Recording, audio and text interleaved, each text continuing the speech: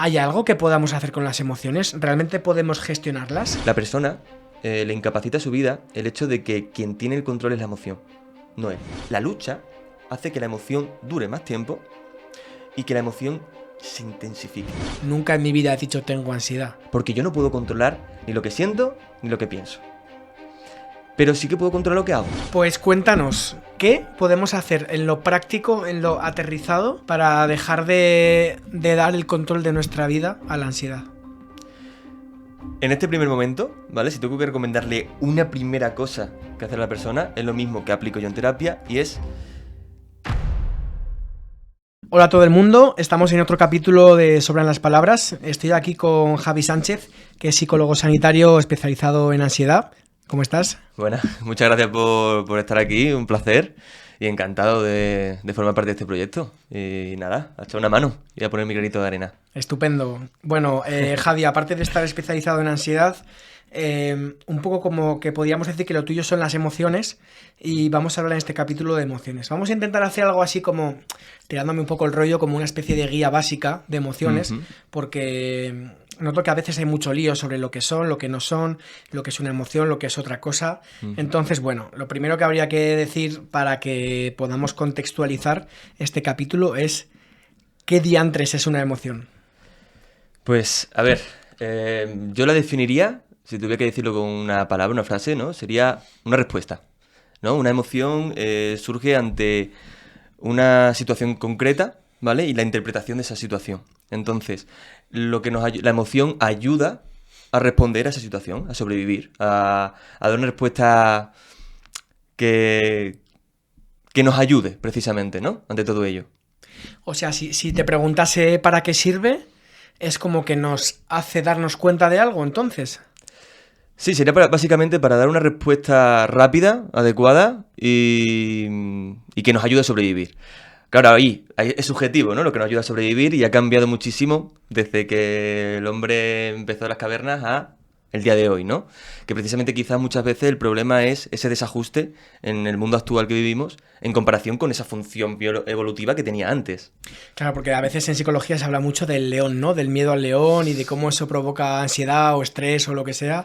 Y ahora a veces decimos que no hay ningún león tranquilo, ¿no? Como que eso tenía sentido cuando el tiempo de los leones, pero ahora mismo no hace falta que estemos preocupados con los leones. Exactamente. Aunque sí que diferenciaría, ¿no? Que muchas veces intentamos ante esas emociones verlas como que son erróneas, que no tienen ningún sentido y luchamos precisamente, ¿no? Ante ellas. Hay un rechazo, ¿no? Si no tiene sentido esta emoción, aquí la rechazo, huyo o la niego. Algo que muchas veces no entendemos que no es la situación, no es el león.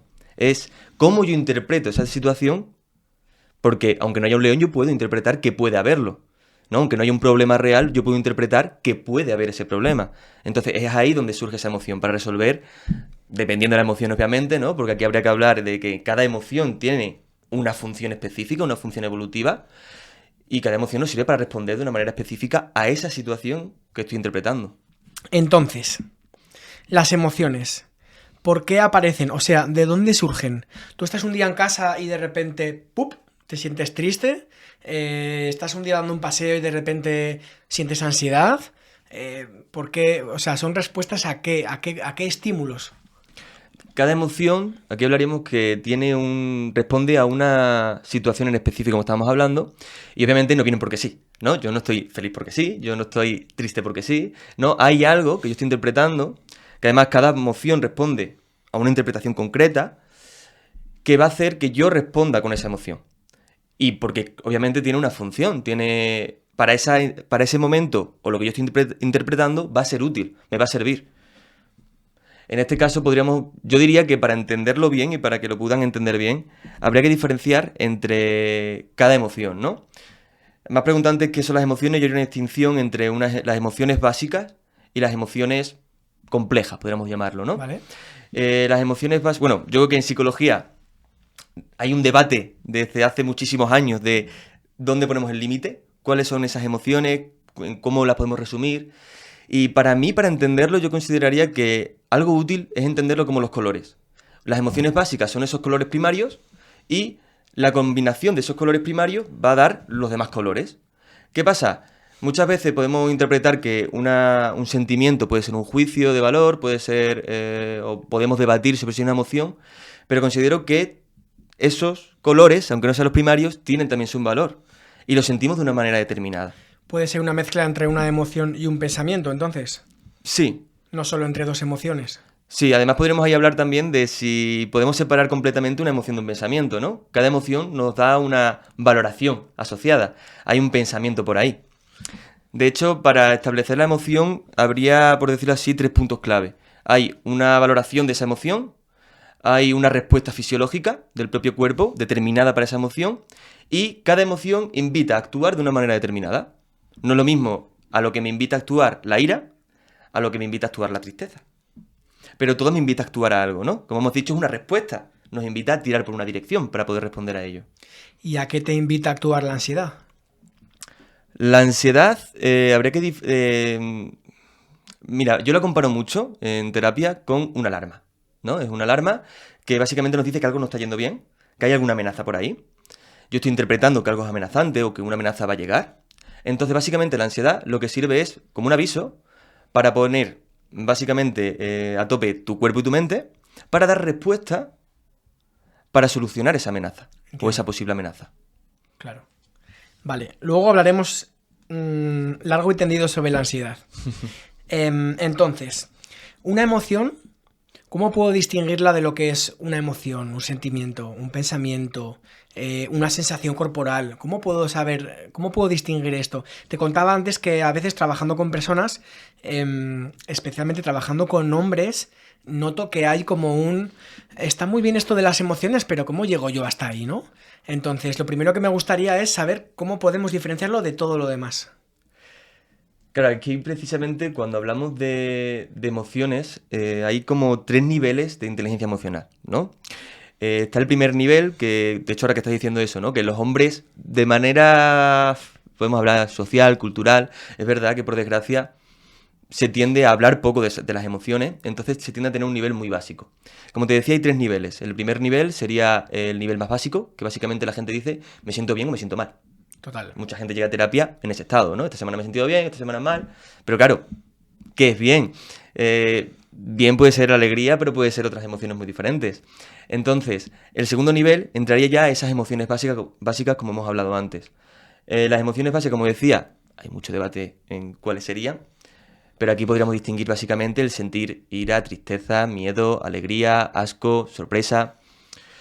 Esas serían las emociones básicas. Y después habría un tercer nivel, que sería básicamente un nivel más profundo en el cual yo ya no solo distingo la tristeza, sino que dentro de la tristeza puedo distinguir si estoy más deprimido, si es más apenado, si es más...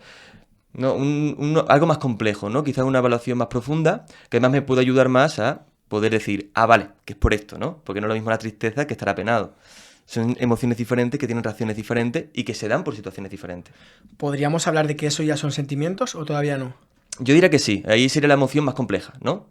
La emoción básica, el color primario, sería la tristeza. Uh-huh. El sentimiento de apenado sería el siguiente, ¿no? Sería como un poco como el color secundario. Me gusta lo de los 3 niveles porque es como, ¿cómo estás? Mal. Escarbas un poco más. ¿Cómo estás? Enfadado, por ejemplo. Pero venga, cuéntame más. No, lo que estoy es frustrado, ¿no? Como que cada vez vas haciendo más zoom y vas entendiendo mejor de qué te está hablando, ¿no? Exactamente, porque además muchas veces es cierto que, obviamente, el segundo nivel es mucho mejor que el primero, pero es cierto que no nos ayuda, es demasiado amplio. Entonces, hay muchas veces que es como, joder, es que yo no sé por qué estoy enfadado. Vale, pero después profundizamos un poco y en realidad no estás tan enfadado como a lo mejor es un poco rabioso, ¿no? Porque justamente te ha pasado X cosa en este punto concreto. Muchas veces ayuda a poder ubicar mejor por dónde está viniendo esa emoción y a qué realmente está respondiendo, ¿no? Porque es como, estoy enfadado todo el día. No, es justamente lo que sentiste ayer era quizás más rabia, ahora es más... ahora no se me ocurre. Sí, puede ser melancolía, puede ser algo más... Bueno, sí, también, ¿no? Porque precisamente el hecho de...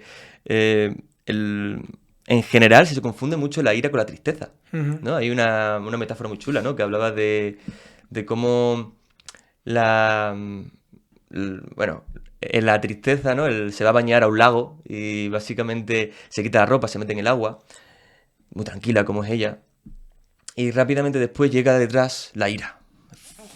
Como un torbellino, se quita la ropa, la suelta y se mete al agua.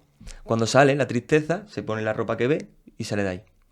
Y esta historia cuenta que la tristeza, lo que ocurre es que como sale tan apenada, tan desubicada, ha cogido la ropa que no es. Entonces lo que ocurre muchas veces es que cuando nosotros vemos la ira, vemos un estallido, una explosión.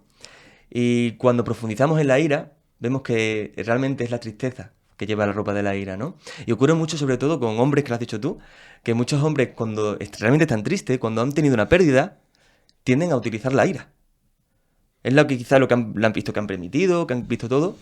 Y realmente cuando profundizas con esa persona, cuando profundizas en esa emoción, te das cuenta de que lo que pasa es que echa de menos, que siente tristeza, pero que no sabe qué hacer con ella, ¿no? Hola, ¿cómo estás? Me paso por aquí unos segunditos solo para pedirte algo, y es que si valoras este proyecto y estos capítulos que escuchas te gustan, te entretienen o te aportan algún tipo de aprendizaje, pues quiero pedirte una manera muy sencilla de ayudarnos, y es simplemente que te suscribas al canal, sea en YouTube o en Spotify, en la plataforma en la que nos estés viendo o escuchando. Y la verdad es que esto nos ayuda muchísimo, nos ayuda a crecer, nos ayuda a poder seguir adelante con el proyecto, a que sea sostenible y también a seguir trayendo a invitados o invitadas como los que estás escuchando en este capítulo. Así que nada, solo era para pedirte eso y poco más. Te dejo que sigas viendo este capítulo. Un besito. Adiós. Entiendo que esto muchas veces puede ser por esto que se habla de que las emociones tienen género, y algunas emociones o sentimientos como que están más permitidas en los hombres y otras más canceladas, ¿no? Y lo mismo en las mujeres. Así como un hombre la tristeza le quita puntos, por así decirlo, hablando pronto y mal, a una mujer la ira, pues diríamos que está, a veces malmente se diría que está histérica, loca o cosas así, ¿no? Exactamente. Y a veces no somos capaces de expresar la tristeza, pero sí somos capaces de expresar la ira porque va a ser mejor acogida, ¿no? Por así decirlo. Sí, sobre todo en el hombre, ¿no? Al final, si un hombre se enfada, vale. Si un hombre llora, chirría, ¿no? Quizá hemos tenido avances en los últimos años, pero aún así lo seguimos viendo en la tele, ¿no? Yo, de hecho, justamente ayer estaba viendo el programa este de Beast Game, esto de Prime Video, ¿no? ¿Vale? Y básicamente salía, precisamente en el capítulo, que decía, joder, somos hombres y estamos llorando, ¿no? Como de manera de sorpresa. Y ahí te das cuenta, ¿no? Y hay un componente cultural muy importante, que quizá, por suerte, quizá España o países europeos tienden a tener más facilidad con todo esto y se está trabajando, y se viene trabajando y sigue dando trabajo, pero quizá otras culturas siguen teniendo esa visión que teníamos quizás hace 100 años, ¿no? Y que sigue estando de fondo. Sí, aquí se está trabajando, pero tampoco es que lo hayamos, yo creo, ¿no? Tenemos Sí. algunos pasos, ¿no? Pero aún así se sigue viendo. Ok. Sobre todo en la tele, ¿no? Es curioso. Entonces, a ver, para que yo me aclare, has nombrado emociones primarias y secundarias, o antes has nombrado así, ¿verdad? Sí. Esto sería como lo de los tres escalones. Estos serían las primarias, las básicas, y las secundarias serían lo que a veces podemos llamar sentimientos. Sí, podríamos decir que porque hay una distinción, como te digo, que en la No hay un psicología... consenso, ¿no? Hay consensos, pero muchas veces los consensos son contrarios unos con otros. Claro. Entonces, lo que sí, yo creo que muchas veces los psicólogos se nos va un poco la olla y se nos olvida que tiene que ser terrenal. Y a mí me parece que la mejor explicación es, y simplificándolo, sería ese punto, ¿no? Las emociones serían, para diferenciarlas, son primarias, son rápidas, suelen además asociarse con un momento muy concreto. O sea, el miedo, la misma situación va a generar miedo en ti y en mí, es casi seguro. Quizá cuando tocamos un sentimiento es más amplio esa interpretación, ¿no? Ujú. Cuando tocamos en vez del miedo, tocamos la ansiedad, lo que te genera ansiedad a ti no va a ser lo mismo, ¿no? Cuando hablamos entonces de sentimientos, como un poco... está más mezclado, ¿no? Podemos mezclarlo, como has dicho, con un pensamiento, con unas valoraciones. Y quizás no es tan replicable entre unos y otros, es la diferencia. Y también, por otro lado, lo principal sería, mientras que las emociones son más rápidas, son en un momento más concreto y suelen durar menos tiempo, el sentimiento suele durar más, principalmente por el componente del pensamiento. Que ahí ya entraríamos en otro punto, ¿no? Que no es solo la emoción, sino lo que hacemos con ella, que eso es muy importante. Entiendo. Entonces, ¿cómo podemos saber cuándo es una emoción y cuándo es todo lo demás? ¿Cuál sería como la frase que podría resumir pues mira, tienes que fijarte en esto o en esto otro? O, ¿no? ¿Cómo podría yo diferenciar lo que es un pensamiento que tengo con lo que es una emoción? A ver, hay que tener en cuenta, como hemos dicho, que la emoción es una reacción a algo que está ocurriendo. Entonces hay pensamientos que también generan una emoción. O sea, somos seres de aprendizaje y seres de lenguaje. Entonces, cuando nosotros pensamos en determinadas cosas, nos genera unas sensaciones. El ser humano tiene el lenguaje y yo digo muchas veces en terapia que hay palabras que generan muchísimo más dolor que cualquier hecho. Claro.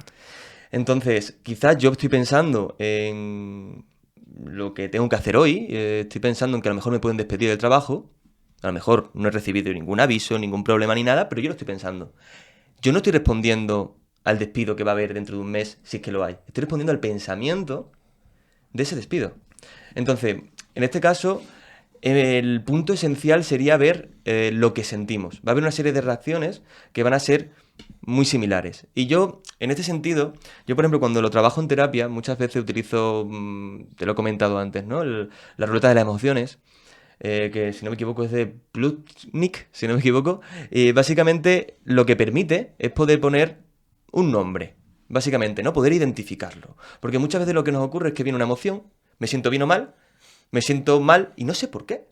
Entonces, claro, yo no puedo comprender una emoción si no sé cómo se llama, ¿no? Yo digo muchas veces que poner nombre a una emoción es como ponerle asas. No hace que desaparezca, pero la hace muchísimo más manejable. La puedo colocar en otra situación, en un punto que no me moleste, y puedo gestionarla de una manera muchísimo mejor en este punto. Está bien que expliques esto, Javi, porque te iba a preguntar, tío, pero todo esto ¿para qué nos sirve, no? Porque, o sea, si eres un friki de este tema, pues entiendo que te puede gustar. No, exactamente esto es así o así. Pero para una persona normal que esté escuchando esto, pienso, ¿esto para qué le sirve a la gente, no? Y escuchar esto me ha dado la respuesta, ¿no? Bueno, pues le sirve porque no es una cosa de, mira qué listo soy, que sé aquí sobre un montón de emociones, sino es que cuando le pongo nombre ya puedo saber cuál es el siguiente paso, ¿no? O ya puedo comprenderlo mejor. Exactamente. Eso es lo que estoy entendiendo. Yo, de hecho, mira, en terapia, ¿no? Yo muchas veces lo que comento es que las emociones muchas veces llegan sin previo aviso. No significa que vengan porque sí, como estamos hablando antes, ¿no? Vienen por un motivo, pero muchas veces no lo sabemos. ¿Qué ocurre? Cuando yo mi nivel de conciencia, podemos hablar de eso, ¿no? Mi nivel de inteligencia emocional es bien o mal. Yo de repente estoy en casa tranquilo, llaman a mi puerta, si yo no sé quién es, no me fío. Yo no quiero abrir la puerta, ¿no? Ujú. Si no sé cómo se llama, no sé para qué viene, no sé nada de eso, me entra un miedo atroz. Muchas veces lo que ocurre cuando nuestro nivel es muy bajo, no ocurre eso, son desconocidos. Entonces yo no quiero abrirle la puerta. Pero muchas veces se abren paso. Y las emociones las puedo callar, le puedo cerrar la puerta, pero en algún momento va a entrar. O me va a gritar desde fuera o van a hacer todo eso. ¿Qué ocurre? Muchas veces entonces parece que la emoción viene como un tío con gabardina, oculto, y no sé. Cuando trabajamos las emociones, poner nombre a la emoción nos permite quitar esa gabardina. Nos permite decir, hombre, vale, que es José, el frutero. Sí, es verdad que es muy seso, que es muy mal agüero, pero sé para qué viene, ¿no? Entonces, cuando quizá ocurre esto con una emoción, quizá viene una emoción que no me está gustando. Justamente me he interrumpido, que estaba viendo la tele y tal. Vale, pero sé para qué viene. Ah, vale, es el miedo. Viene porque algún peligro ha sentido por ahí. Vale, viene para esto. Además, yo considero que trabajando en esta ruleta nos ayuda mucho a poner nombre, que sería esa emoción primaria, y después poner el apellido. Yo lo llamo así, ¿no? Que sería, básicamente, vale, ¿la siguiente emoción cuál es? Pues no es tristeza, es melancolía. Ah, es melancolía, porque justamente cuando estaba viendo la tele, me ha recordado cuando estaba viendo con mi abuela que ya no está. Y me he acordado de ella. Entonces, es mucho más fácil que entre. La invito a entrar, de hecho, porque tiene un sentido y porque además quiero que entre a partir de ahí, incluso. Porque siento que tiene coherencia sentirlo. Y precisamente considero que algo muy importante es que cuando yo no sé quién es, yo, como decimos, cerramos la puerta, le echo, me peleo con él. Y hay una cosa que muchas veces no nos damos cuenta, y es que luchar contra eso es luchar contra una parte de nosotros. Entonces no nos damos cuenta de que sin quererlo nos estamos haciendo mucho daño. Entiendo. ¿Cómo podemos hacer para estar más conectadas las personas a nuestras propias emociones? Pues un punto esencial sería el ser consciente. Además considero que, precisamente con lo que estamos hablando, yo digo muchas veces que no es la herramienta que utilices, sino para qué lo utilices. Y es que precisamente, más que la herramienta, es la habilidad que desarrollo con ella. Entonces, en este caso, un punto esencial es la consciencia.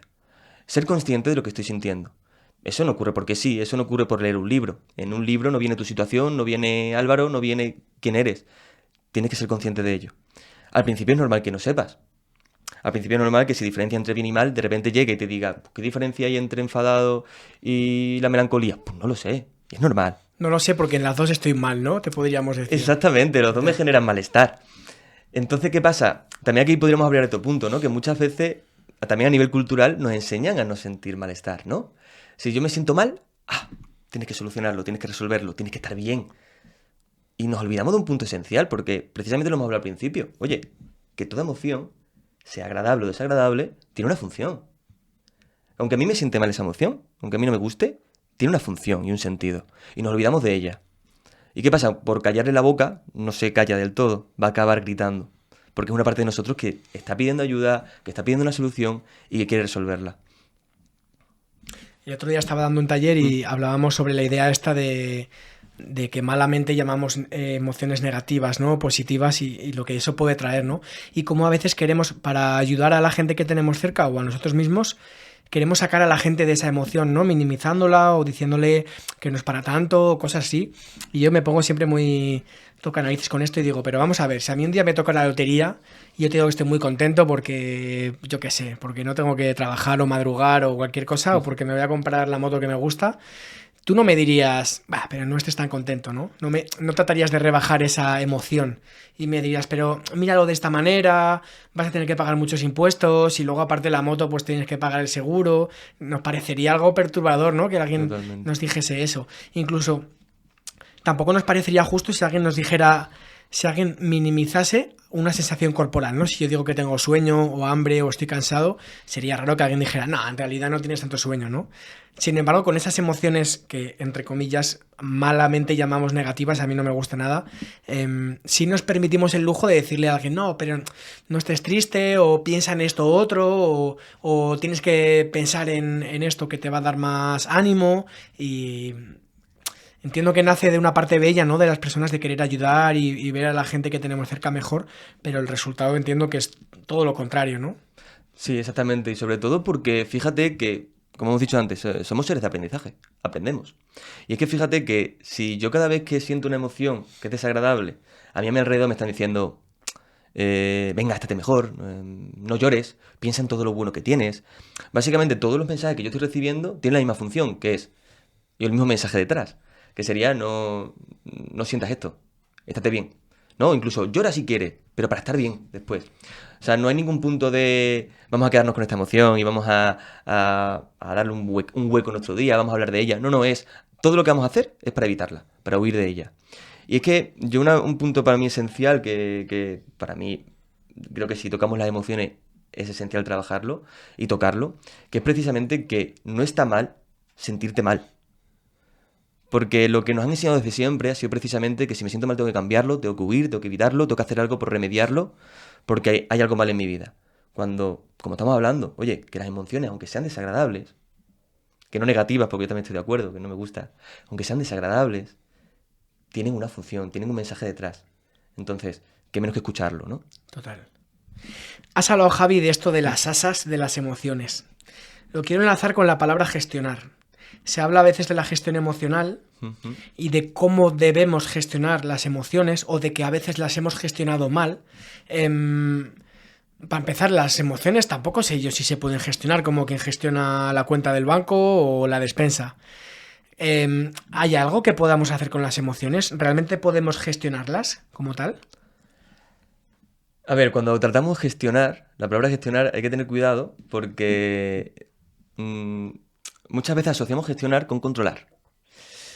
Y yo hablo mucho de que en las redes o en los talleres que hago, de que, a ver, no es que no tengamos ningún tipo de control, pero hay que ser conscientes de lo que podemos controlar y lo que no. Es verdad que no podemos controlar muchas cosas y que a lo mejor nuestro margen, nuestra parcelita del control es un 5% de las cosas. Pero muchas veces nos obcecamos e intentamos... No, yo quiero controlarlo. Yo quiero... además, el control o la gestión se lleva a... Cuando tengo esta emoción y no me gusta, la elimino. O, no, yo sé que no se puede eliminar las emociones, pero que no me molesten. Entonces, que eliminarla, ¿no? O sea, o cambiarla por la alegría. Ya, sería estupendo, ¿no? Sí, Pero, y yo quiero cambiar un billete de 5 por uno de 500, ¿no? Claro. exactamente. Pero ahora lo que te ha tocado ha sido esta. Entonces, quizás ahí también, cuando hablamos de control, es muy importante también entender cuál es mi parte del control que puedo tener sobre esto. No significa, como digo, que no puedas controlar nada, sino que sí que puedes controlar una parte. Y es que precisamente yo una cosa que hago en terapia, que precisamente a los que nos estén escuchando le invito a hacerlo, para poder ser consciente del control, yo parto siempre del hecho de que yo no sé, yo no soy Dios y yo no tengo todas las respuestas, pero sé dónde encontrarlo, y es en la experiencia. Entonces a mí me gusta mucho hacer ejercicios en terapia para poder ver todo esto. Entonces a mí un ejercicio que me encanta es el ejercicio de enamorarse. Entonces, si quieres lo hacemos ahora tú y yo, Venga. y también invito a que lo hagan, ¿no? Nos enamoramos aquí ahora. Exactamente. Entonces, yo lo que digo es, tú imagínate que yo soy un villano de película, ¿no? Un villano malo, si quieres, no sé, el Joker, ¿no? ¿Qué pasa? Yo he secuestrado a tus seres queridos. Tengo a las personas que te importan en mi poder y para poder salvarlos te he puesto una prueba. ¿Cuál es la prueba? Enamorarse. Tienes que salir a la calle y enamorarte. Ante esto, aquí invito a hacer una pausa para poder hacerlo, para poder imaginar lo que haríais. Te pregunto a ti, ¿qué harías tú ante eso? O sea, si me enamoro de alguien, entonces resuelvo esta historia, ¿no? Exactamente, tienes que enamorarte. Yo voy a estar observándote, voy a tener micros, cámaras y voy a observar todo lo que hagas. Yo soy muy enamoradizo, ¿eh? Igual no me es difícil esto. Pues pensaría en alguien que en algún momento haya pensado que me podría enamorar de esa persona Uh-huh. y... A ver, estaría instrumentalizando un poco a la persona, pero vamos a entender que esto es para salvar ahí unas vidas, ¿no? Uh-huh. Em, Pero en ese punto, por ejemplo, ¿qué ocurriría en el minuto 1? Vamos a ponernos en situación, ¿no? Estamos en una habitación, entonces pensaría en esa persona, la llamarías, saldrías, ¿qué harías? bueno, a lo mejor le propondría si quiere dar una vuelta o algo así, claro. Em, no sé, es que claro, es que de una manera así como pautada me es más difícil, pero haría algo, claro. Pues si está en riesgo la vida de estas personas, pues o intentaría salir a la calle y ver si alguien me sonríe por la calle o a ver si alguien alguna vez me ha echado una ficha y no la he recogido y a lo mejor puede ser interesante recogerla. No sé, intentaría hacer algo, sí, desde luego intentaría hacer algo. Vale. ¿Y te quedarías ahí? Ya está, simplemente irías con esa persona, te quedarías al lado y esperarías a enamorarte. ¿Eso es amor? A ver, intentaría hacer algo. A ver, lo primero, yo estoy incómodo porque si me quiero enamorar de alguien porque va a morir mi familia si no, creo que me sentiría incómodo no diciéndoselo a la persona. Pero vamos a obviar esa parte porque entiendo que no es donde queremos llegar. ¿Qué haría? Pues sí, claro, pues le propondría dar una vuelta, salir, charlar, pues yo qué sé, tener una cita, dar un paseo, ir al cine o no sé. Vale, genial. Ir a comer, a darle de comer a los patos del retiro, lo típico. Vale, estupendo. Mira, aquí esto nos ayuda, me imagino que los que nos están escuchando pues habrán caído en otras ideas. Sí es cierto que muchas veces, yo cuando hago este ejercicio, muchas veces a mí me encuentro no puedo hacerlo. Me quedaría ahí, no haría nada más. No puedo hacerlo, es imposible, Javi, es imposible. No puedo enamorarme. Y es que precisamente, date cuenta de que aquí, con todo eso que estarías haciendo, ¿eso haría que te enamorases? ¿Sí o sí? No lo sabemos, pero si me quedo en casa, desde luego que no. Claro, exactamente. Ahí hay una diferencia. Precisamente aquí podemos ver esa parte de control. Porque obviamente no obligaría a enamorarse, no sería algo tajante el hecho de que estés haciendo todo eso.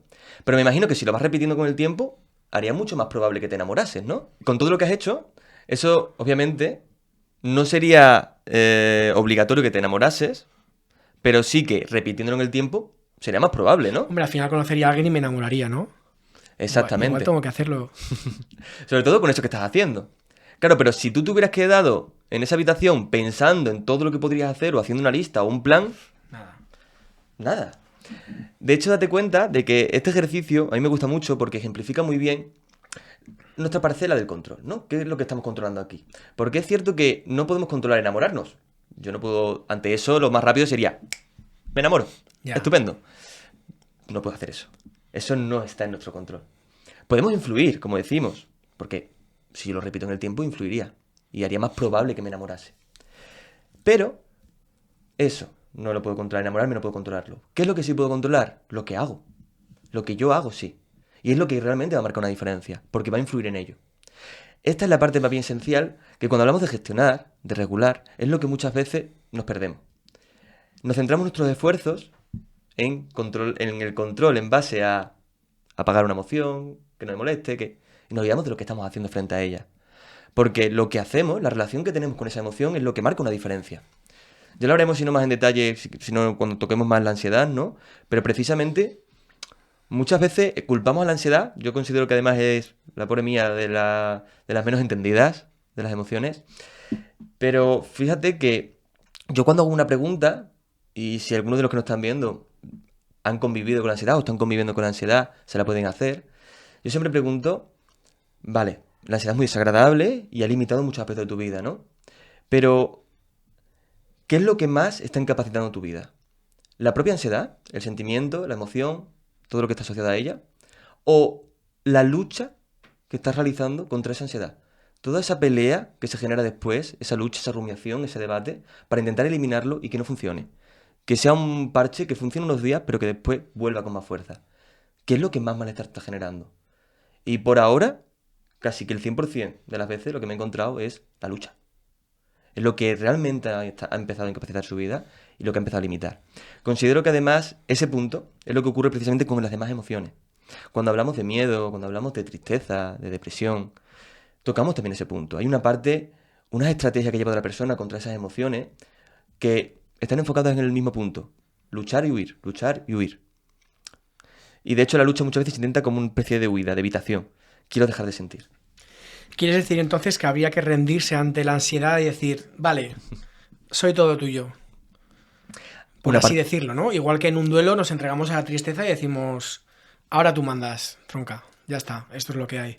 Sí, pero hay una diferencia, una distinción. Yo hay una parte que cuesta mucho entenderla, toco los talleres y lo trabajo mucho en terapia, que es cuando hablamos de aceptación. La aceptación se entiende horrible, horrible. La aceptación se entiende como precisamente rendirse, como resignarse. Ya está, ¿no, Javi? Pues Javi me está diciendo que la ansiedad se va a quedar para siempre. No te estoy diciendo eso, estoy diciendo que quizá la ansiedad es una emoción más. No podemos eliminar una ansiedad, no somos dioses para elegir qué emociones me quedo y qué emociones no. Pero yo considero que somos seres activos en nuestra vida, no somos agentes pasivos. Entonces, precisamente la aceptación, yo cuando hablo de ella, digo que se entiende muy mal porque se entiende por la resignación, pero considero que lo que hay que fomentar es una aceptación activa. Es decir, yo activamente acepto. La gente que de verdad acepta, ya te digo yo que ninguno te va a decir que es resignarse. Es un esfuerzo y una acción muy, muy intensa y muy cansada, pero muy necesaria. Y en este aspecto, precisamente, cuando hablamos de ese punto, yo considero que cuando la persona dice, no, pues lucho, huyo o me rindo. Creo que hay una parte de rendición, en la parte que no puedo controlar, ¿no? Básicamente yo creo que sería, en esta parte como el ejercicio de enamorarse, sería en rendirme a lo que yo no puedo controlar, pero no olvidarnos de que tenemos nuestra parcela de control, que somos activos y que a partir de mis acciones sí que puedo generar un cambio en mi vida. Y la aceptación activa es una habilidad esencial y considero que sí que entra esa parte de esa acción, porque aceptar es una acción más. Claro, esa parte de acción me lleva al comprometerme. ¿Esto tiene que ver con lo de la terapia de aceptación y compromiso? Iría unido. ¿Es esa aceptación como un primer paso y el compromiso sería lo que hago después? Exactamente. De hecho, la aceptación y compromiso yo lo trabajo muchísimo en terapia, unida un poco a la parte de análisis funcional, para poder entender a la persona, pero sí que considero que ese punto sí que iría muy unido. A ver, la aceptación y compromiso, simplificarlo en que la terapia sería solo en eso, obviamente tiene muchísima más profundidad, ¿no? Pero precisamente esa terapia toca en esa aceptación, pero como acción consciente y como trabajo en el que la persona es un agente de cambio en su vida. Y precisamente cuando hablamos en la aceptación a nivel emocional, como estábamos hablando antes, es muy importante saber qué emoción tengo yo enfrente. ¿Cómo yo puedo aceptar una emoción que no sé ni cómo se llama? Pues no la acepto, me ha molestado, me ha incomodado y yo no quiero que entre en mi casa. Pero una vez empiezo yo a trabajar en ese punto, empiezo a entender, porque aquí quizás podríamos hablar de los niveles de la inteligencia emocional, o los componentes, ¿no? Cuando hablamos de inteligencia emocional se habla muchísimo, en los últimos años en general, se habla muchísimo de inteligencia emocional y creo que muchas veces se desinforma más que se informa. Básicamente, cuando hablamos de inteligencia emocional hay 3 componentes clave. Identificación, comprensión y regulación. Ahora hemos tocado, quizá hemos hablado un poco de esa regulación, que se entiende mal. Gestión, cómo eliminar la emoción. Vamos mal por ahí. Porque yo no puedo controlar ni lo que siento ni lo que pienso. Pero sí que puedo controlar lo que hago. Y en este sentido, cuando hablamos de estas 3 partes, de identificación, de comprensión, van muy unidas. Yo no puedo comprender algo que no nombro, como estamos hablando. Y precisamente cuando comprendemos, para poder comprender bien una emoción, que si a lo mejor podemos hablar ahora mismo de ello, que creo que para esa guía puede ser muy útil, es entender que detrás de cada emoción hay una función evolutiva. En algún momento nos ha sido útil y hay que entender esa función. Porque si yo no lo entiendo, yo no sé por qué está ahí. En cambio, si sé que es, como decíamos, la tristeza, sé que viene por un motivo. Entonces me permite nombrarla y entenderla. Por eso se dice que las emociones son adaptativas o desadaptativas, ¿no? Porque entendemos que nos ayudan a adaptarnos y a que la vida nos vaya bien, sigamos vivos, cuidemos nuestras necesidades y lleguemos hasta donde hemos llegado, ¿no? Sí, aunque ahí sí que habría también un pequeño matiz porque lo que marcaría que sea adaptativo o desadaptativo es lo que yo hago con esa emoción, básicamente. La emoción por sí misma, como hemos hablado, es una respuesta, ¿vale? Muchas veces muy automática, pero sobre todo lo que tiende a ser es una respuesta, pero que básicamente nos viene y es un mensajero. Yo lo llamo muchas veces así, ¿no? Nos viene con un mensaje y la tristeza nos viene con el mensaje de para, tío, hemos perdido algo importante en nuestra vida, por favor, vamos a reevaluar un poco, ¿no? La ira llega y te dice, esto ha sido muy injusto, vamos a hacer algo para poner nuestros límites, para intentar cambiarlo. Cada uno te viene con un mensaje. Y muchas veces al vivir de un modo muy automático, cuando nosotros decidimos bien, mal, si no le ponemos nombre, si no tenemos asas, como hemos hablado antes, no vemos que hay una pausa. Es decir, que venga la emoción, que la emoción me invite a hacer una cosa, que yo de repente venga la ira y me invite a gritarle a mi jefe, no implica que lo haga. No implica que yo esté ahí con las personas que tengo a mi alrededor. Hay un espacio.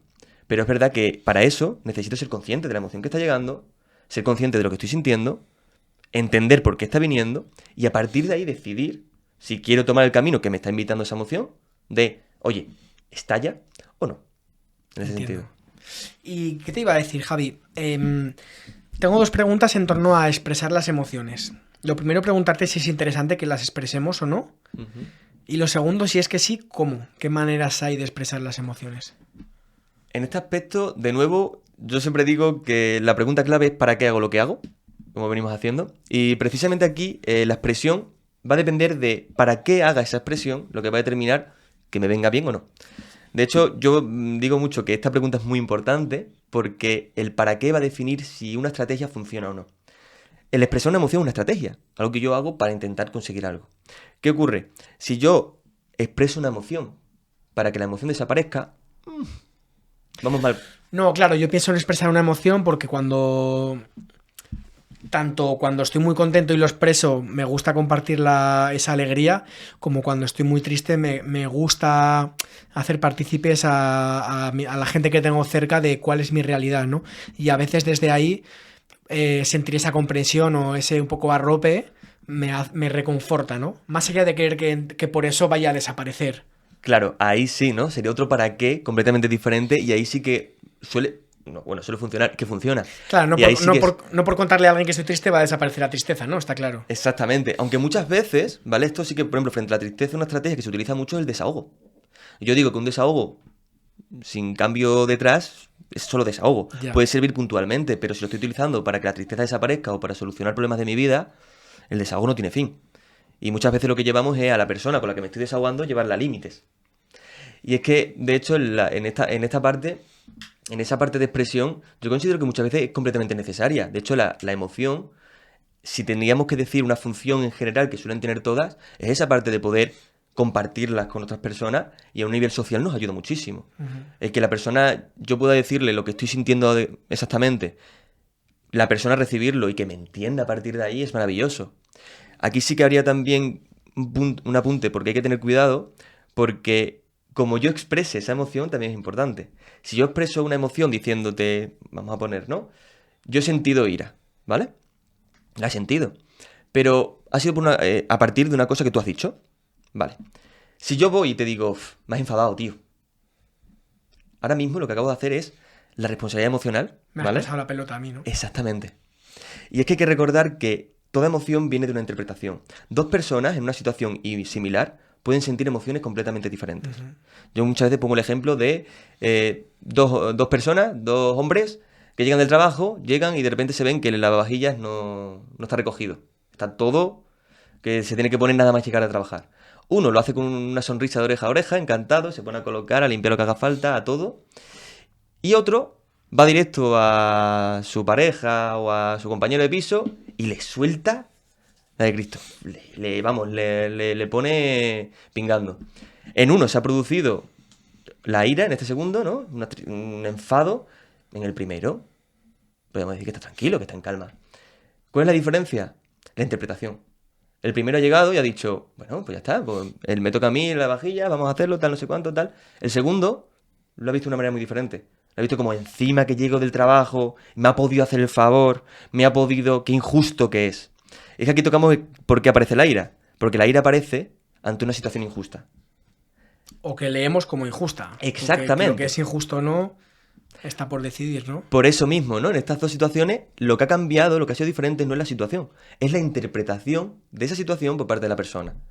Y precisamente nosotros, el ser humano, a nivel emocional, las emociones responden a esa interpretación, no a la situación, que es muchas veces lo que se confunde. Y bueno, concluyendo, respondiendo a tu pregunta, cuando hablamos de una expresión que sea adecuada, yo consideraría tener presente lo que también se ha hablado mucho últimamente, y que lo siento, pero muchas veces se hace de manera equivocada, que es cuando hablamos de responsabilidad emocional.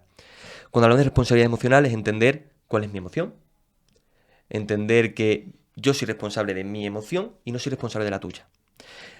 En eso se traduce básicamente en que yo no puedo culparte de esa emoción. Sí es cierto que ha habido algo que tú has dicho que me ha incomodado y podemos hablar de ello. Pero cuando yo con una persona le expreso mi emoción en base a me has hecho sentir, me has enfadado, me has puesto triste, automáticamente entramos en una discusión. ¿Por qué? Porque la persona se pone a la defensiva. Claro. Yo no he hecho eso, yo no te he dicho nada para que te sientas así, pues tú a mí también me has hecho... No hay una comunicación y eso no es expresión. Entonces, en este caso, para que sea adecuada, hay que partir, y yo siempre digo que un punto muy importante es cómo se dice en este caso esa emoción, y es partir de, yo soy responsable de mi emoción. Entonces, oye, ha ocurrido estas situaciones, y si hemos tenido un problema, decirte, oye, me he sentido enfadado. ¿Me ayudas? ¿Cómo te has sentido tú, no? Yo me he sentido enfadado y no me ha gustado mucho. ¿Vemos qué podemos hacer frente a ello? En el caso de un conflicto, estamos hablando, ¿no? En el caso de una pareja puede pasar mucho. Yo eso también me lo he encontrado mucho en terapia. Este punto de lanzar la emoción, me has hecho sentir, y automáticamente la persona se pone a la defensiva y dice, joder, es que siempre terminamos... Cuando hablo de mis emociones, siempre discutimos. Ya, pero es que hemos utilizado, sin darnos cuenta, porque sin darnos cuenta y de la mejor manera, hemos expresado nuestra emoción como una lanza, que se la hemos lanzado al otro. Entonces, él se la toma como un ataque. Aunque la intención no fuera esa, se la ha tomado así. Por eso es interesante hacernos responsables de lo que sentimos y asumir que yo me sienta enfadado no puede tener que ver lo que tú has hecho, pero no puede ser directamente tú me has enfadado, ¿no? Exactamente. O sea, podemos hablar de la situación que me ha enfadado, porque sí es cierto que esas palabras no me han gustado nada, pero nadie te hace sentir enfado, porque nadie tiene el poder para hacerte sentir nada. O sea, ha sido tu interpretación en ese punto. Aquí sí que quiero hacer una pequeña pausa porque no quiero que se interprete como que pues hay que aguantarlo todo o voy a culparme. No partimos de ahí. Tú puedes tener tus límites y decidir que hay frases que a lo mejor de la otra persona que no te están gustando y frases de todo. Pero la emoción es tuya, por una interpretación que has hecho tú y que la interpretación puede ser verdadera, puede ser acorde y tu malestar también tiene un espacio y también es real. Que no quiero que se interprete como una interpretación, es cosa de la mente, pues tú lo solucionas. Claro. No, quizás también hay que hablarlo y decir, oye, que no me está gustando la frase que me estás diciendo. Pero es esa manera de comunicarlo lo que va a determinar que se acabe en una discusión a que se tenga una comunicación en donde yo te estoy expresando una emoción para que me entiendas. Aquí de nuevo el para qué va a ser muy importante. Yo quiero hablar contigo para solucionarlo o para estallar, ¿no? Para ver quién tiene razón y quién ha hecho sentir a quién y todo esto, ¿no? Exactamente, porque si partimos de entender, yo te voy a hablar de lo que yo siento y te voy a preguntar por lo que sientes tú. Y a partir de ahí vemos qué está sucediendo y cómo resolverlo. Ok. Javi, ¿qué relación tienen las emociones con el cuerpo? O sea, ¿podemos sentir las emociones en el cuerpo? ¿O es el cuerpo el que nos avisa de qué emoción estamos sintiendo? ¿Qué diálogo hay entre estas dos partes? En este punto, a ver, emoción y cuerpo van unidos, necesariamente. ¿Por qué? Porque las emociones se sienten. Es verdad que podemos estar aquí, podemos estar debatiéndolo, y por eso yo creo que en ese aspecto de las emociones los psicólogos no llegan a un consenso general, porque se está intentando llegar a la emoción desde la razón. Y la emoción se siente, sobre todo. En este aspecto, el cuerpo, ante cada una de las emociones, ¿vale? Tiene una respuesta muy similar en el propio cuerpo. Básicamente, como hemos dicho antes, la emoción es una respuesta. Básicamente lo que hace en este sentido es la emoción prepara al cuerpo para esa respuesta. Si yo estoy enfadado, lo normal es que yo sienta un cosquillo en las manos, que yo tienda a cerrarlas, que mi cuerpo se contraiga, se tense. ¿Por qué? Porque la ira que surge para resolver una injusticia o para un momento en el que tengo que poner límites, en el que tengo que resolver y proteger a nivel evolutivo, ¿qué pasa? Ante esto, el cuerpo se tensa para responder.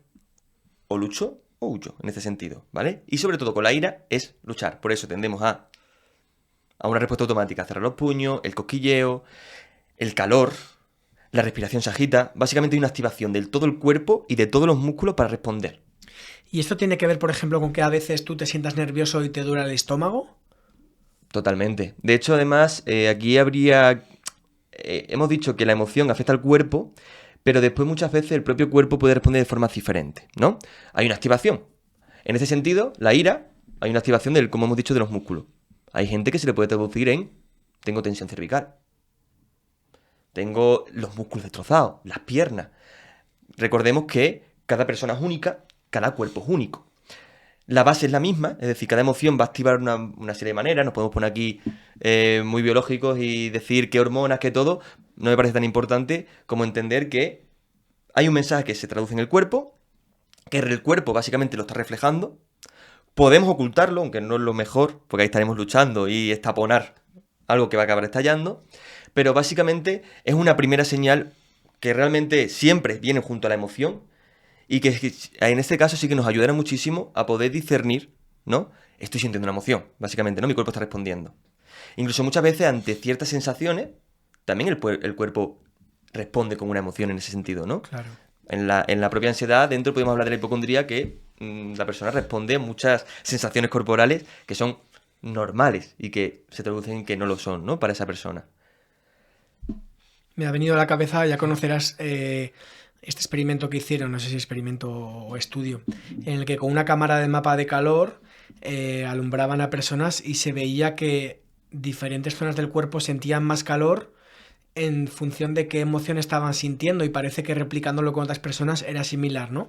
Y dije, ostras, esto ya va más allá de algo cultural o aprendido, ¿no? Porque te vas a una isla remota en la que vive gente que no conoces, y también cuando se sienten de esa manera, esas zonas de su cuerpo sienten calor y esas no, ¿no?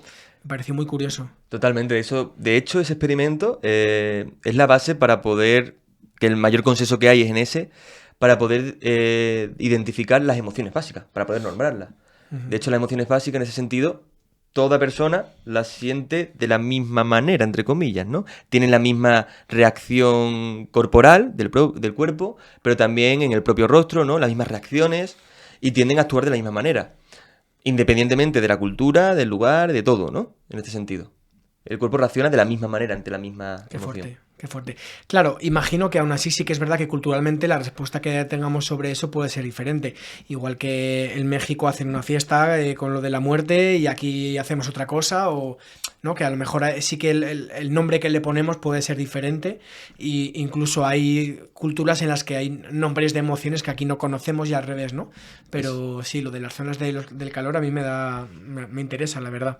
Totalmente. Además, ahora que has mencionado eso, precisamente el hecho de la diferencia entre culturas, precisamente ahí podemos ver que la emoción que están sintiendo es la misma, pero se está haciendo frente a ella algo diferente.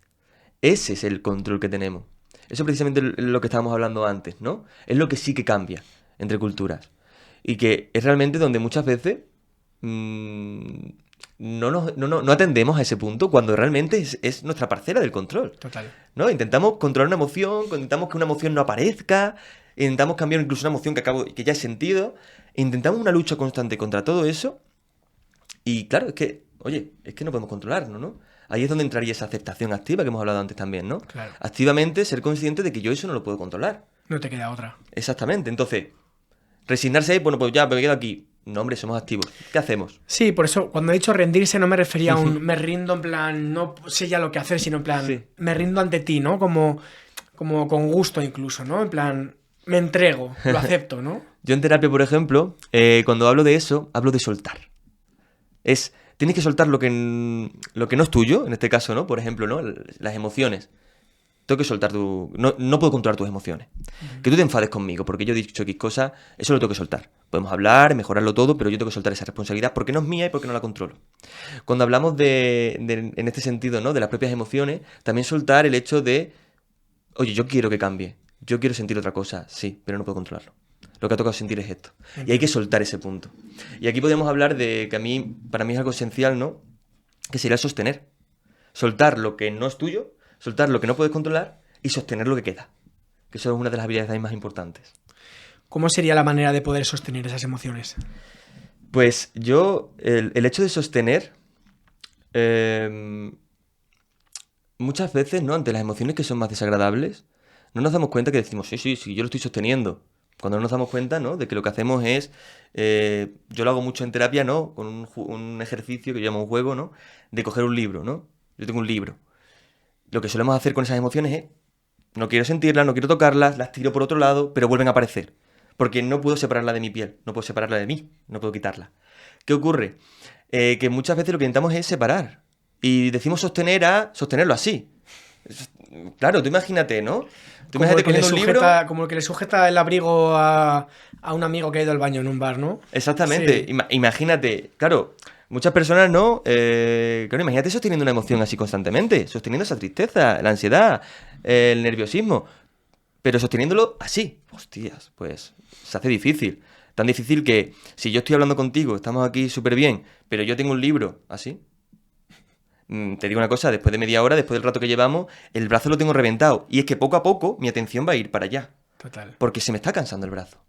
Entonces, en este sentido, sostener no es otra cosa, no quiero tampoco simplificarlo excesivamente, pero básicamente sería la habilidad para poder decir, vale, yo no puedo quitarlo de mí, aunque yo lo aleje al máximo no se va, y el hecho de que yo lo separe al máximo tiene unos costes para mí. Se me cansa el brazo, me destrozo, me canso. Entonces, ¿qué es lo que puedo hacer? Pues aprender a, si no me lo puedo quitar, quizás colocarlo aquí. Quizás tenerlo en la mano, pero tenerlo aquí. ¿Que es verdad que es incómodo, que es molesto mientras estoy hablando tener un libro en la mano? Sí, pero hay una diferencia abismal entre esta tensión y tenerlo aquí apoyado. Porque aquí va conmigo. Y sostener no es otra cosa que precisamente aprender a llevar el libro a ese punto. A llevar el libro conmigo, que me acompañe y que no me incapacite. Que yo pueda tener una conversación contigo y aunque sea incómodo, pueda llevarlo y sostenerlo. Ahí. Me gusta. Antes de hablar de la ansiedad, que ya queda poquito, quiero pasar, aunque sea un poco de puntillas, por dos otras emociones, que son el miedo y el enfado. Te contaba antes que hay una frase que a mí me gusta mucho del miedo que me dio una mujer una vez en un pueblo, que me dijo, el miedo cuida la vida.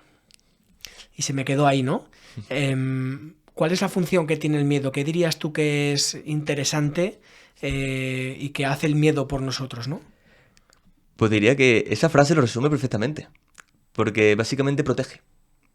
Hay un peligro y el miedo surge para protegerte. Ahora que después vamos a hablar de la ansiedad, ¿no? La ansiedad es el color secundario, ¿no? Del miedo. Viene a partir de él. Y es que precisamente el miedo es en ese punto, ¿no? De que surge un peligro y todo lo que realiza prepara el cuerpo para proteger a esa persona. Y la función que tiene es evitar ese peligro. Evitar o afrontarlo de alguna manera, ¿no?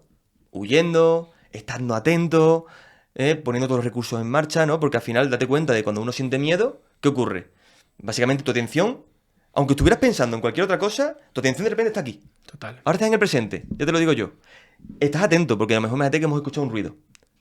De fuera un ruido terrible. Hostia, de repente estamos aquí, la atención se va para allá y el cuerpo se tensa también para decir, si hace falta correr, corremos, ¿no? Y además lo que vamos a intentar hacer es, el miedo nos va a llevar a ver si ese peligro viene hacia nosotros o no.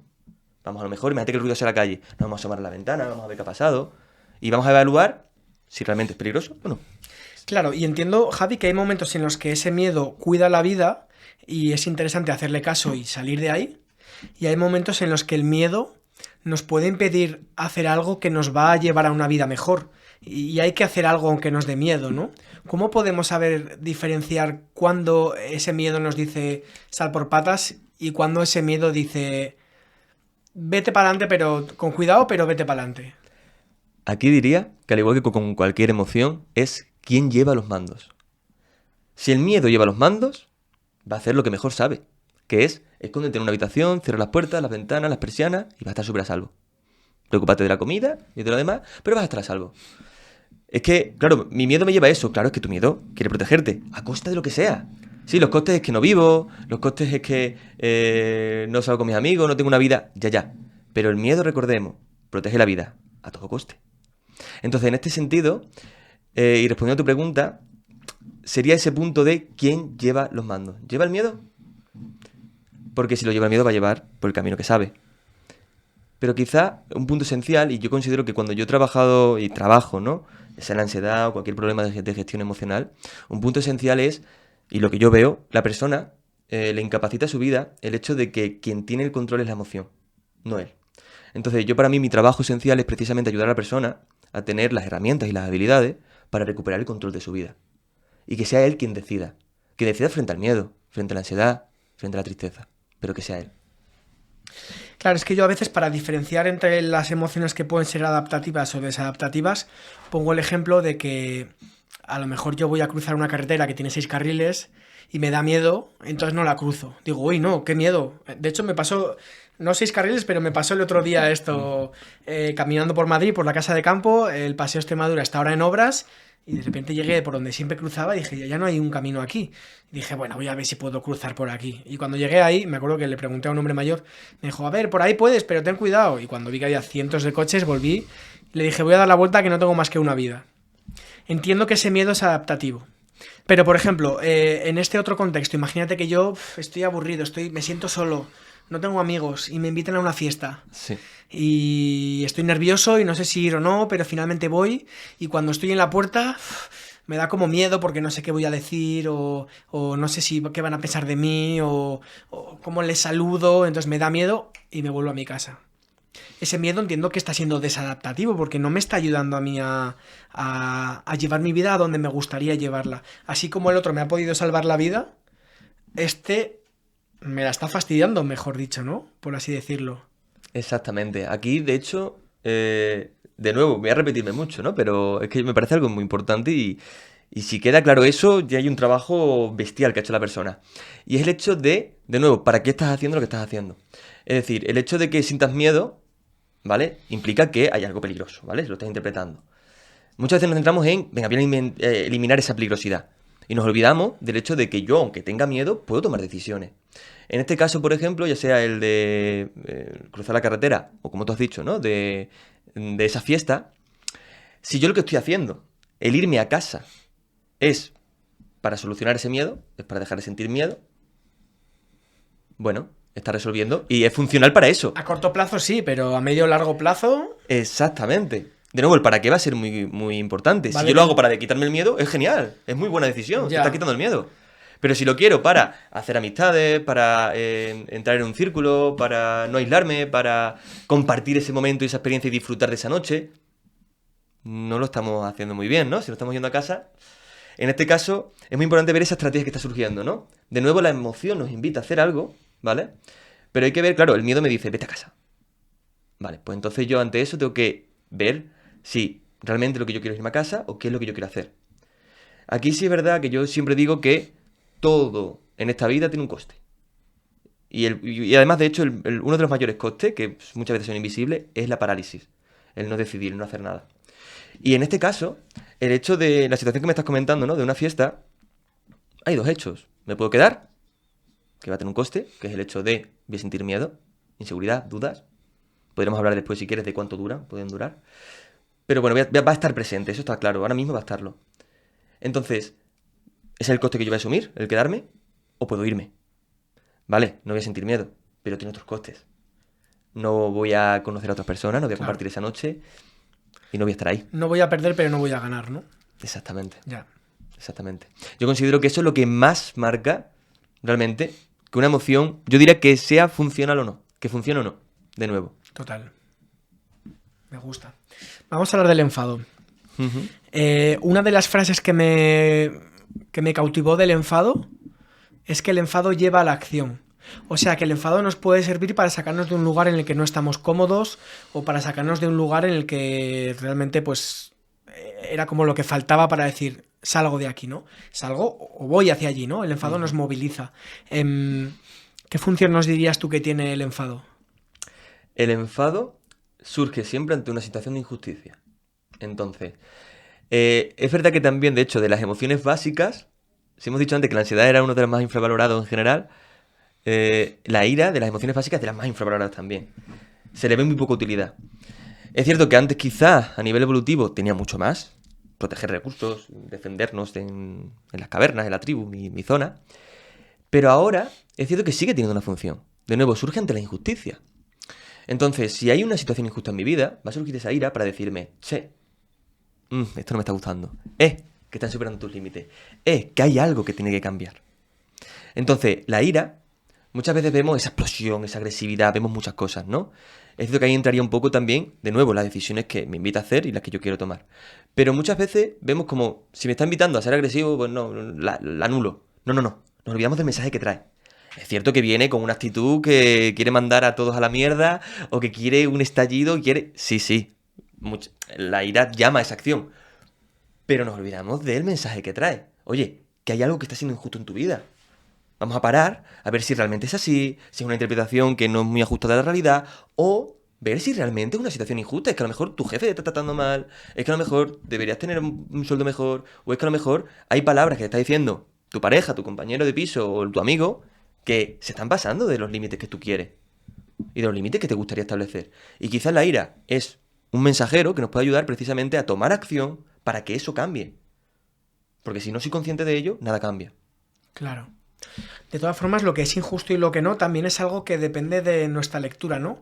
O sea, yo me puedo, igual que en el ejemplo de lavavajillas, yo puedo ir contigo ahora por la calle y ver una situación que a mí me parezca injusta y a ti súper justa, ¿no? Exactamente. Entonces me faltaría el... Ay, ¿cómo puedo saber lo que es justo y lo que no? Claro, esto ya da para otro podcast, por no decir para otra serie entera de podcast, ¿no? Enorme, Pero sí. creo que puede ser confuso... que si pienso que para mí algo es injusto, entonces me enfado y ya está. O sea, creo que me gustaría decir que depende de la lectura que hagas de una situación, igual que en el lavavajillas. El del lavavajillas, que lo ve que está sin lavar y se enfada, es algo injusto para él, pero el otro no, y el estímulo es el mismo. Claro, es que aquí habría que discernir porque, a ver, la emoción no es... no está equivocada. O sea, me refiero, es que ante una situación que tú estás evaluando como injusta salga la ira, es precisamente lo que tiene que ocurrir.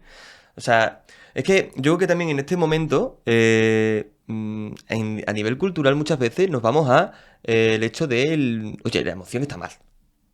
No. Es que es justamente lo que tiene que ocurrir ante esa interpretación que estamos haciendo. Es que es una locura, es que muchas veces por el hecho de que sea desagradable no queremos sentirlo.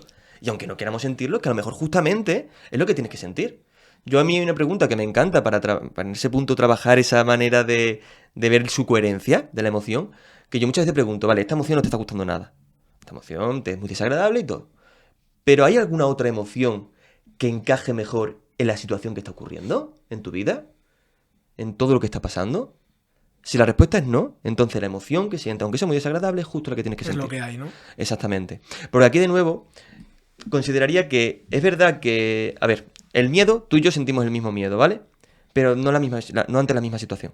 Esa es la diferencia que yo habría que poner, ¿vale? Aunque las emociones puedan ser muy generalizables y todos los tengamos, lo que marca de nuevo es la interpretación. Porque no es que haya algo peligroso para que surja el miedo. Es que yo interprete que hay algo peligroso. Lo podemos ver perfectamente por el hecho de que si a mí me ha picado una araña de pequeño y he cogido un miedo que te cagas, Si yo veo una araña aquí, tú no lo veas como algo peligroso, yo sí. Claro, Es que a lo mejor tengo alergia. Es que para mí tiene sentido tener miedo a esa araña. claro. Es decir, lo que ocurre aquí, y yo haría aquí una...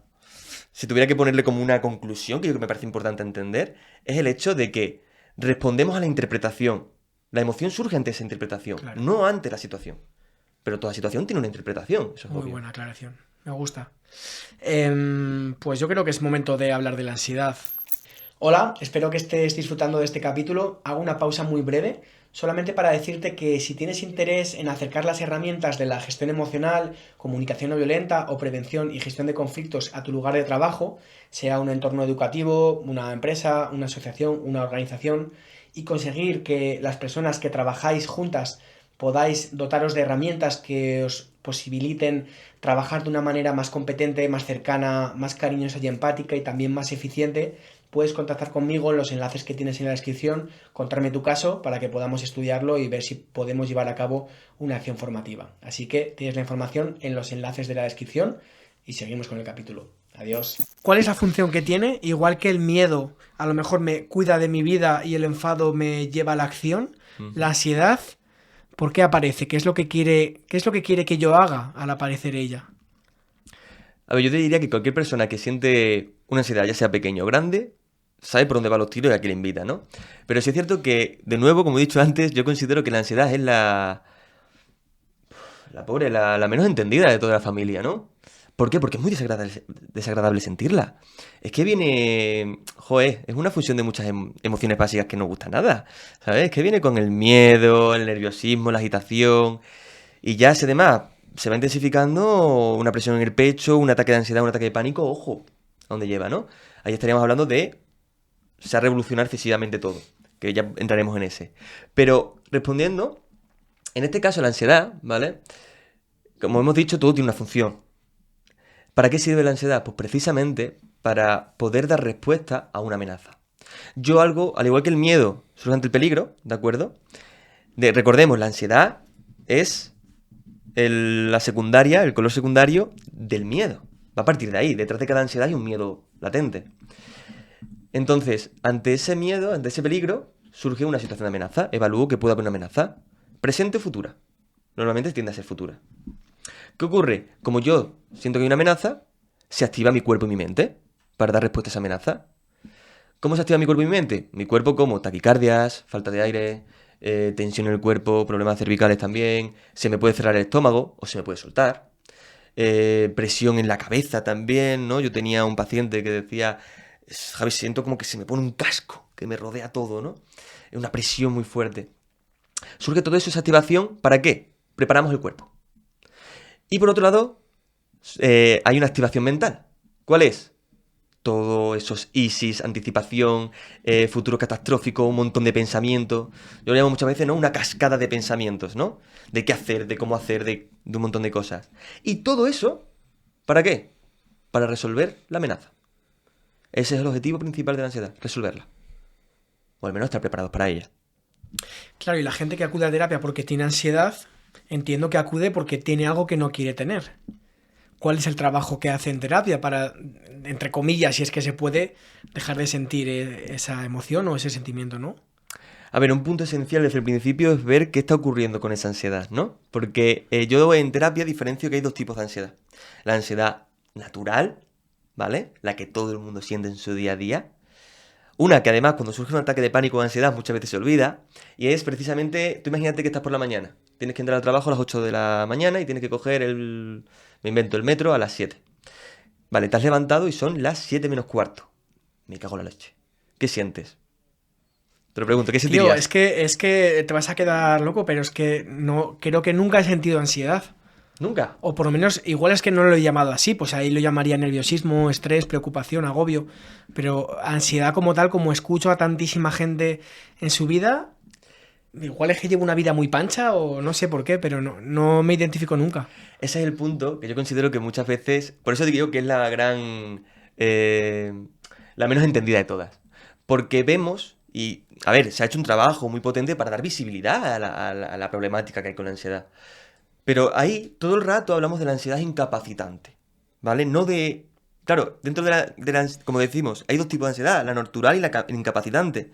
Esa que estás diciendo es la que todo el mundo ve, la que se le ha dado mucho más bombo, más luces, porque realmente es necesario, pero nos olvidamos de la ansiedad natural. Es decir, toda ansiedad incapacitante parte de una natural. En ese momento, como tú dices, sí, sería nerviosismo, miedo a que me despidan también, pero me imagino que cuando te levantas tu cabeza está, hostia, que tengo 15 minutos para empezar a colocar cosas, para coger las cosas rápido, pum, pum, pum, priorizar también, ¿no? ¿Qué tengo que coger? Venga, el bocadillo porque justamente hoy tengo que merendar no sé dónde, la mochila, la ropa, me aseo un poco y pum, me voy. Claro. Y lo que hace muchos días en 40 minutos lo has hecho en 5. Exactamente. Vale, eso es ansiedad. Eso es ansiedad natural. ¿Por qué? Porque cumple todos los requisitos. Ha habido una amenaza, ¿vale? Es decir, algo que no me ha gustado mucho. La amenaza es, voy a perder el metro, me van a despedir o me pueden echar la bronca. Una amenaza muy suave, pero sigue siendo una amenaza. ¿Qué pasa? Que ha surgido también ante ello. Ha habido una activación en tu cuerpo porque te has levantado toda leche de la cama. Y una activación mental, porque también hay una cascada de pensamientos para estructurar, priorizar, para todo. ¿Qué ha pasado? Eso ha surgido para hacerlo rápido y poder llegar al metro. Ha funcionado. Genial. ¿Qué pasa? Hablamos de una ansiedad incapacitante, la que se ve, la que se intensifica, la que se retroalimenta. Entramos en un bucle. Que es la que veo y me siento incapaz de actuar, ¿no? Y si antes me quedaban 15 minutos, ahora me quedan 10. Exactamente. Y tengo más ansiedad todavía. Pero porque ahí surgiría el hecho de luchar contra la propia ansiedad. Igualmente, mira, para yo explicarla, yo lo que muchas veces hago es como un... Tiene que haber dos condiciones, ¿vale? Para que la ansiedad natural se transforme en una ansiedad incapacitante. Esas dos condiciones serían una capacidad infravalorada, es decir, yo no puedo afrontar esto, yo no tengo la capacidad para hacerlo, y por otro lado, un futuro catastrófico, es decir, un futuro desmedido completamente. Claro, una suma de las dos. ¿Por qué? Un futuro catastrófico, si falla alguna de las dos, ¿vale? La ansiedad se puede gestionar bien. ¿Por qué? Si es un futuro catastrófico, pero yo tengo la capacidad para hacerlo, aunque sea un poco locura, tengo, ¿no? Es decir, sí, se puede ir a mí... bueno, no quiero... iba a decir... Bueno, puedo decir palabrotas y todo, ¿no? Puedes decir lo que dicho, quieras, ¿no? ¿Verdad? puedes despelotar, puedes prender fuego a la mesa, lo que tú quieras, como en tu casa. Bueno, puedo pensar, ¿no? Precisamente, el mundo se va a la mierda, pero como tengo 5 millones en el banco, tengo capacidad para poder resolver lo que me dé la gana. Bueno, pues el futuro ha sido catastrófico, pues he dicho, se vaya a la mierda, van a echar todos del trabajo, van a hacer todo, pero tengo 5 millones en el banco, pues tengo capacidad para resolverlo. La ansiedad no es desmedida, no es incapacitante. Si hacemos al contrario, ¿vale? Si tengo una capacidad infravalorada, pero el futuro no es catastrófico, bueno, pues bueno, no tengo capacidad para quizá ir al metro y cogerlo. Sí, pero no va a pasar nada porque somos súper amables conmigo en el trabajo. La ansiedad no va a llegar a más. Pero si se suman las dos, ahí es cuando se da la ansiedad incapacitante. Me limita. Porque no solo es un futuro catastrófico, sino que no puedo hacer nada frente a ello. Claro, cuando yo puedo hacer algo, esa ansiedad me capacita, ¿no? Me pone las pilas para que yo... Ostras, que tengo 15 minutos en vez de una hora. Venga, va, pim pam, y me voy. Pero cuando ya pasa una hora ya no puedo hacer nada, ¿no? Exactamente. Y sé que me van a despedir, ya no puedo hacer nada. Estoy pensando en esto que se llama... Esto que se nombra últimamente, por desgracia, que es la ecoansiedad, ¿no?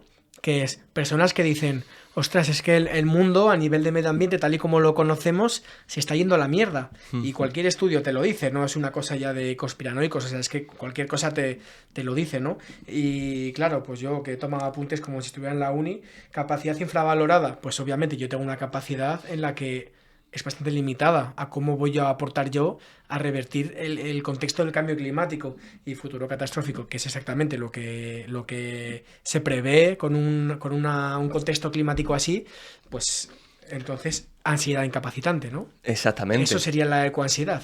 Claro, es fácilmente... Aquí podríamos hablar un poco de que básicamente asienta las bases, ¿no? Para todo ello, ¿no? Al final, de hecho, la persona...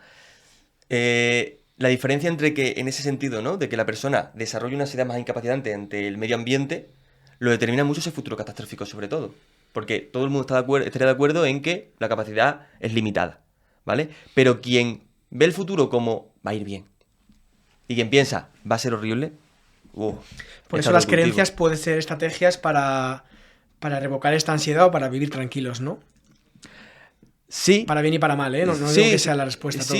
Sí, sobre todo. Es que, ¿sabes qué pasa? Que estaba pensando ahora, precisamente, porque cuando hablamos de esa ansiedad incapacitante, un punto muy importante y que cuando quizás se trabaja mucho en terapia, mis pacientes llegan en esa situación, ¿no? Es cuando se sufre un ataque de pánico, un ataque de ansiedad, la ansiedad o la amenaza empieza a ser las propias sensaciones relacionadas con la ansiedad. Más que de lo que me avisa esa ansiedad, ¿quieres decir? Exactamente. Ajá. Por decirlo así, hay como una ansiedad al cubo, ¿no? Hay ansiedad por la ansiedad. Metansiedad. Exactamente. Ok. Hay gente que habla de estos puntos, ¿no? Y de hecho es la base esencial de una ansiedad generalizada, por ejemplo. Pero realmente considero que ese es el punto que realmente, ¿vale? Cuando hablamos de ansiedad a nivel cultural, es lo que se suele producir, ¿no? Un miedo al miedo o una ansiedad por la propia ansiedad. ¿Qué ocurre? Claro, la amenaza no está ahí fuera. La amenaza no está en... No, la amenaza está en mí. La amenaza está en una cosa que estoy sintiendo, en algo que no está normal, en mi propia atención, está en mi propio pensamiento. No puedo huir de él. Entonces, empezamos ante eso a utilizar estrategias que tienen sentido y que son útiles en otros momentos de mi vida, pero que ahí no. Y la persona empieza a paralizarse. ¿Por qué? Porque se va dando cuenta de que no está funcionando, de que incluso se siente peor. Porque además el hecho de que cuando nosotros luchamos contra una emoción, que aquí lo asocio quizá también con lo demás, la lucha hace que la emoción dure más tiempo y que la emoción se intensifique. Y pasa lo mismo con la emoción y con el pensamiento. Porque si yo intento quitarme un pensamiento de la cabeza a la fuerza, o una emoción, se hace mucho más presente. Es como el ejercicio que me nombrabas antes, que también lo dijo Alberto Sáenz cuando vino, de no pienses en un elefante rosa, ¿no? Pues ya solo se te ocurre pensar en un elefante rosa. Sí, además, de hecho, si hay alguno que esté viendo el podcast, de alguno que ha estado en mi taller, que ha estado tal, muchas veces me lo dicen. Cuando lo menciono, a lo mejor en un directo o algo así, voy a mencionar, ¿os acordáis de...? Me dicen, el elefante rosa, Javi. Ya lo tengo aquí en la habitación, ¿no? Exactamente, ya está aquí. Claro. Y yo se lo digo muchas veces, que ya no solo asociamos en el ejercicio, sino que lo asociamos a la persona. Como tú has dicho ahora, el elefante rosa que me dijo Alberto Sáenz. Sí. Porque fue el primero que te lo dijo. Entonces no paramos de asociar. Cuando hablamos de la propia ansiedad, también asociamos una serie de cosas. Cuando nosotros pensamos en la ansiedad, ¿vale? Lo que ocurre cuando hay una ansiedad por ansiedad es el marco que genera alrededor de la ansiedad. La asocio con descontrol, con un ataque de pánico, con poder morirme, con no voy a poder sobrellevarlo, no puedo controlarlo, con una serie de connotaciones que, claro, es que es una amenaza como la copa de un pino, ¿no? Sí. Sí lo vemos así. O sea, lo que estoy entendiendo, Javi, es que la capacidad que tengamos de resolver o no algo es lo que nos va a ayudar a tener esa ansiedad más normal o más incapacitante, entiendo que es la más compleja. Uh-huh. Precisamente con lo que estás hablando, yo, por ejemplo, en los talleres con mis pacientes suelo utilizar una metáfora para entender el bucle de la ansiedad, ¿no? Es decir, eso que me lleva a que de una ansiedad natural se pase a una ansiedad incapacitante. Entonces, yo lo que utilizo es una metáfora que a mí me gusta mucho de un niño que se va a la cama a dormir. El niño se va a la cama y de repente escucha un ruido que viene del armario, ¿vale? Esa va a ser la situación. Va a generar unas reacciones en el niño, ¿no? Le va a dar miedo, van a venir unos pensamientos, todo eso. ¿Qué pasa? Ante eso el niño de repente piensa y dice, hay un monstruo en el armario. Hostias. ¿Qué pasa? A partir de ahí, el niño va a tener unas reacciones. No al ruido, sino al monstruo. Hostias. Hay un monstruo, ¿qué voy a hacer contra él? ¿Qué puedo hacer? ¿Me va a comer si me duermo? Entonces, ¿qué va a tener? Unas reacciones acordes, no al ruido, sino al monstruo. Muy intensificadas. Aquí podemos hablar de ese futuro catastrófico y precisamente también de las reacciones que se está teniendo ante ese futuro catastrófico, que van a ser catastróficas también esas reacciones. ¿Qué pasa? Ante eso el niño, ante toda esa situación, ese monstruo, lo que hace es intentar llevar alguna estrategia para solucionarlo. Se mete debajo de la sábana, intenta no pensar en ello, quizás se levanta y se marcha del sitio y se va a dormir con sus padres, lo que sea para intentar resolverlo como puede, ¿no? ¿Qué pasa? Sin darnos cuenta, todas esas estrategias van a llevar a evitar. ¿Qué ha ocurrido aquí? El niño no se ha enfrentado a ese monstruo. El niño lo que ha hecho ha sido, como por solución, huir de él. Porque tiene una capacidad infravalorada. Porque piensa que es un monstruo y, a ver, contra un monstruo si eres un niño, pues no está fácil. Exactamente. Y además, a partir de ahí, se retroalimenta el miedo. ¿Por qué? Porque la siguiente vez que se da, ahí ya cerraríamos el bucle, la siguiente vez que se da un ruido, al día siguiente vamos a poner, ¿no? Otra vez hay un ruido en el armario, aquí el niño ya no reacciona al ruido, sino que reacciona a ese monstruo que sintió ayer, en el que pensó ayer, y también al hecho de que ayer huyó. Ayer no lo afrontó. No puede hacerlo. Se retroalimenta. Va a tener más reacciones, va a pensar más cosas sobre el monstruo, que va a hacer que evite más fácilmente, que va a retroalimentar ese miedo y que va a hacer que al siguiente día tenga aún más miedo. Entonces aquí, a mí este bucle me gusta, esta imagen, ¿no? Esta metáfora me gusta mucho para poder hacer ver quizás 2 puntos donde el trabajo y las habilidades a desarrollar sirven para romper ese bucle. Y por un lado, básicamente sería en ese punto de cuando se crea ese monstruo, ¿vale? Ahí podríamos hablar de creencias, pero también podemos hablar de reglas que se establecen o de la propia relación que establezco con ese monstruo, ¿no? Aquí date cuenta de que si yo el hecho de que haya un ruido en el armario, yo sí puedo resolverlo, el niño puede decir, bueno, pues ya está, no pasa nada, pues abro la puerta, a ver si se ha roto algo, lo puede resolver bien. A un monstruo, no, ¿cómo lo va a resolver un niño? ¿Cómo se va a enfrentar a un monstruo, como tú bien dices? Entonces, precisamente en ese punto, es muy útil para romper el bucle, entrar desde ahí, en entender cuáles son las reglas que yo estoy estableciendo, la relación que yo estoy estableciendo con el ruido, para asemejarlo a la ansiedad, sería la relación que yo estoy estableciendo con esas sensaciones, ¿vale? Y por otro lado, lo que yo hago frente a ellas.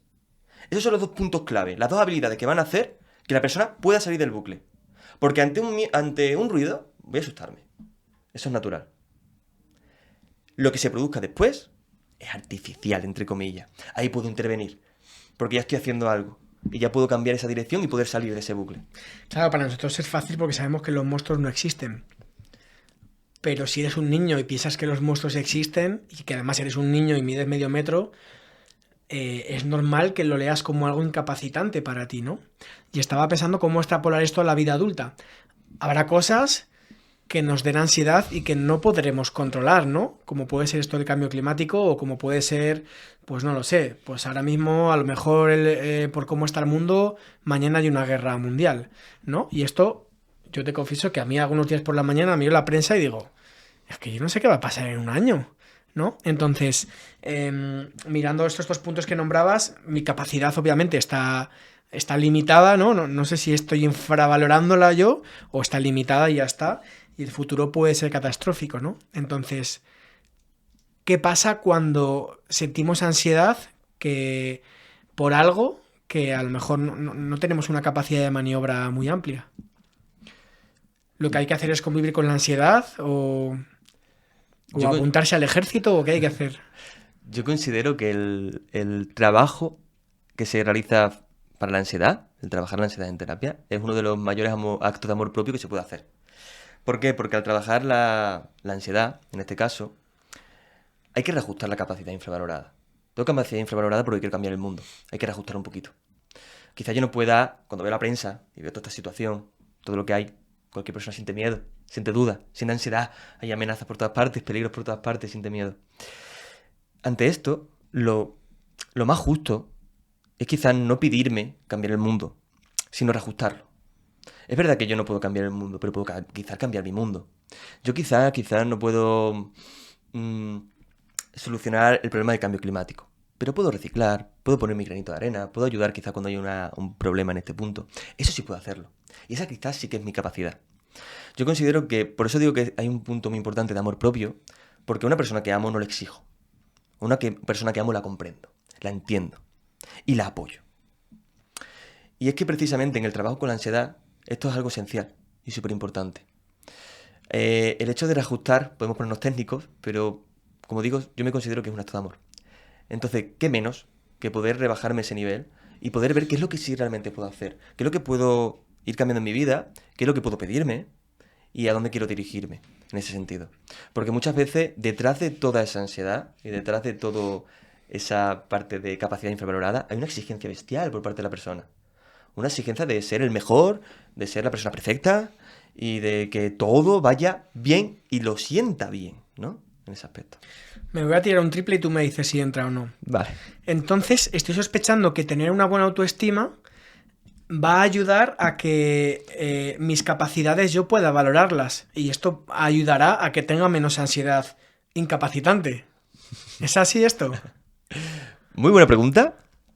Y sinceramente choco completamente con ella, ¿vale? Ay, qué pena. No pasa nada, porque además me ayudan. Porque seguro que esta pregunta la puede tener cualquier persona que nos está escuchando. Porque yo pienso, si tengo una autoestima de mierda, mi capacidad va a estar infravalorada siempre. Y por lo tanto, esa ansiedad, pues me va a incapacitar. Es la lectura que hago ahora mismo, que he aprendido esto hace 10 minutos, ¿eh? Ujú. Cuéntame tú qué piensas. Yo soy una persona que ya lo hemos hablado, además, justo antes, ¿no? Yo soy una persona que choca mucho con las etiquetas. Me parece que poner etiquetas a la persona es como poner puertas al campo, sirve de bien poco y siempre se queda corto. Y precisamente cuando hablamos de autoestima no me gusta mucho. Y de hecho, considero que la persona, en este punto, la autoestima obviamente es importante, pero la autoestima es un proceso y una habilidad. Es decir, yo la autoestima muchas veces se mete en tengo baja autoestima o alta. Eso no me gusta. Me gusta más el hecho de ver el hecho qué proceso estoy llevando yo con la autoestima, ¿no? ¿Qué acciones estoy yo haciendo con esa autoestima? ¿Cómo me cuido? ¿Cómo lo realizo? ¿Qué conciencia estoy tomando conmigo? Eso es autoestima. Alta o baja va cambiando. Me parece que muchas veces estamos ahí sesgando un poco, ¿no? Intentamos clasificar cosas que a lo mejor no tienen que ser clasificadas. Si hablamos de amor propio, sinceramente me viene un libro a la mente que además ejemplifica muy bien la forma en la que yo lo voy aplicando en mi día a día, ¿no? Y la manera más funcional para poder tratar el amor, ¿no? Y como yo, por ejemplo, lo aplico en terapia. Y precisamente es el libro de El arte de amar, de Erich Fromm, que básicamente lo que plantea es que el amor es un arte. Como arte y como disciplina, hay personas que la hacen con un talento natural. Pero se desarrolla. Es la aplicación del arte lo que hace realmente que se desarrollemos esa habilidad. Entonces, el amor no es un hecho, no está en un lugar físico, en un punto, sino que se desarrolla a partir de la práctica. Entonces, en este caso, el amor propio es exactamente igual. Se desarrolla en pequeños actos, se demuestra, ¿no? En este caso. Y sobre todo, además, que además lo podría unir un poco también, que me gustó mucho un planteamiento, no me acuerdo de quién era, que hablaba de que venimos al mundo con un niño, que somos nosotros mismos, ¿no? Y tenemos la obligación de cuidarlo. Entonces, amar no es una opción, es nuestra obligación con ese niño. Ok, te iba a decir...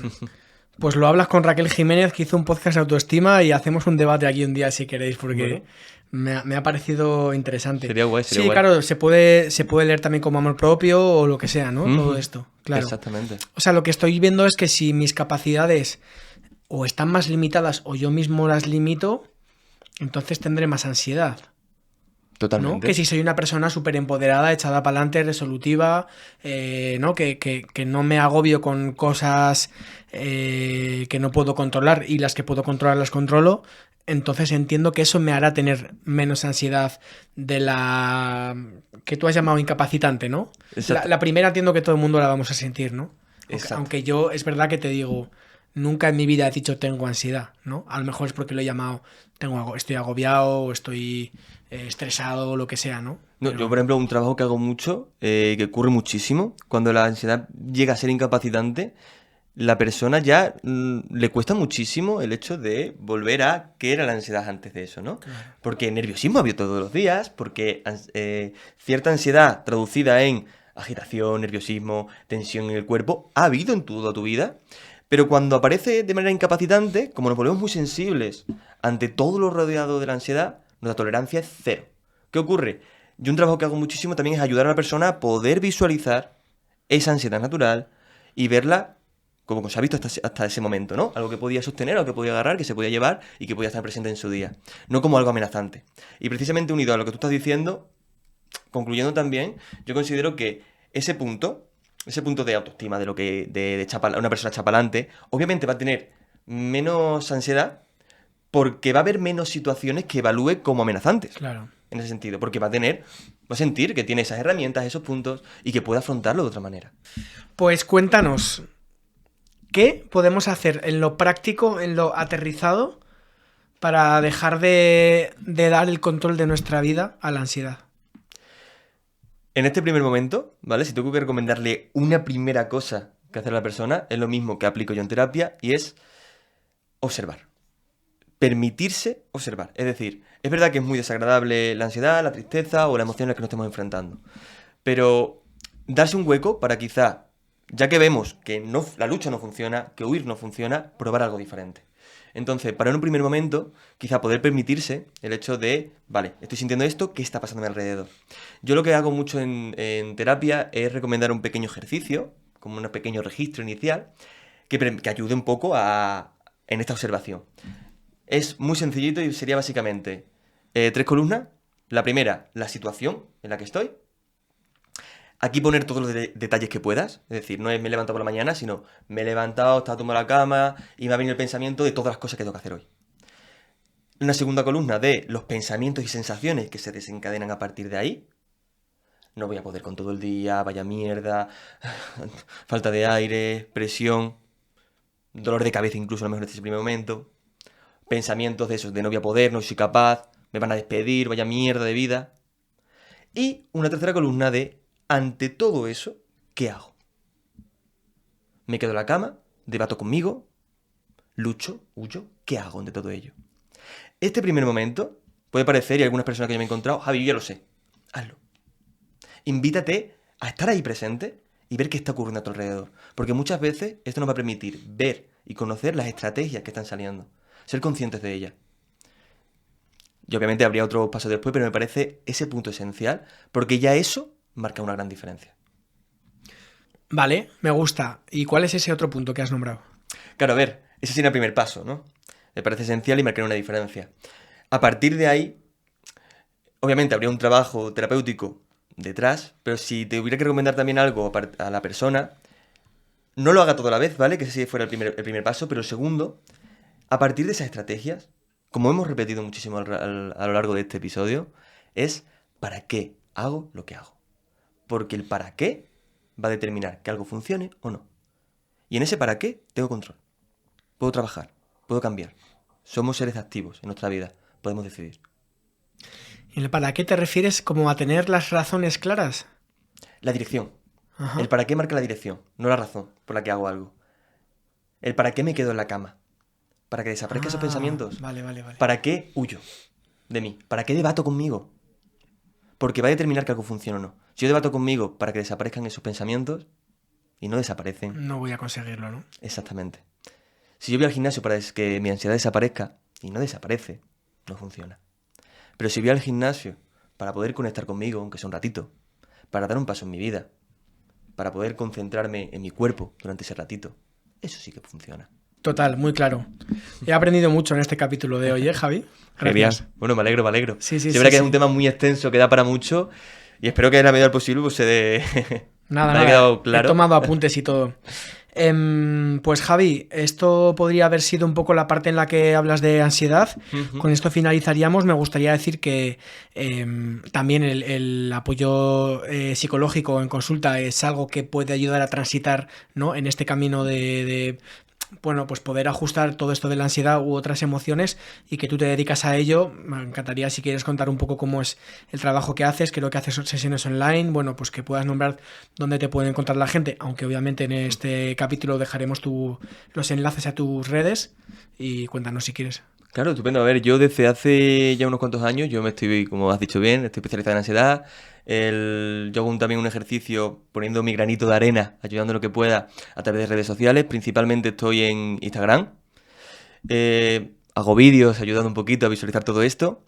Principalmente yo, si tuviera que definir un poco mi trabajo, lo que ayuda a la persona es a que la ansiedad deje de ser el centro de su vida y que sea ella quien recupere el control en todo esto, ¿no? Y bueno, invito a todas las personas que, ya sea por la ansiedad, porque conocen a una persona, por ellas mismas o por entenderse un poquito ellas mismas, a que me pueden seguir por Instagram. También estoy en YouTube, pero poquito, estoy empezando un poco por ahí, pero principalmente en Instagram, porque también, bueno, hago directos, hago algunas veces talleres también a nivel de regulación emocional o a nivel de entender un poco más de la ansiedad y de qué hacer frente a ella. Y en este sentido, como también he estado hablando todo el tiempo, la línea de mi Instagram es la misma, y es importante el para qué hacemos determinadas cosas y entender ese punto, ¿no? Y como todo, son actos, son acciones. No es importante la herramienta, sino la habilidad que desarrollo con ella. Entonces intento ayudar, en la medida de lo posible, pues a que las personas generen esa habilidad. Así que invito a todo el mundo. ¿Cómo es tu Instagram? Javi Sánchez /psicólogo, así que sencillito. Fácil de recordar. Pues Javi, tío, un gustazo este rato. He aprendido un montón. Espero que la gente que haya llegado hasta aquí también lo haya hecho. Y nada, espero que nos veamos pronto por aquí de nuevo y gracias por todo. Estupendo, yo para mí encantado, de verdad, me ha encantado, me ha gustado un montón, creo que puedo ayudar un montón también y de cara a si surge en otro momento, por mí encantado, podemos hablar de muchas cosas, yo creo, así que Estupendo. genial. Y a la gente que está por ahí todavía, un besote gigante, espero que estéis súper bien, contarnos en los comentarios qué os ha parecido y me encantaría, pues bueno, poder saber también cómo llega esto a la gente, ¿no? Y qué aporta y qué, bueno, qué aprendizaje se llevan y qué cosas hay también que decir, que aquí estamos dando la chapa siempre la persona invitada y yo, y me encantaría saber también qué pensáis el resto. Venga, ¡mua! Un abrazo. Adiós.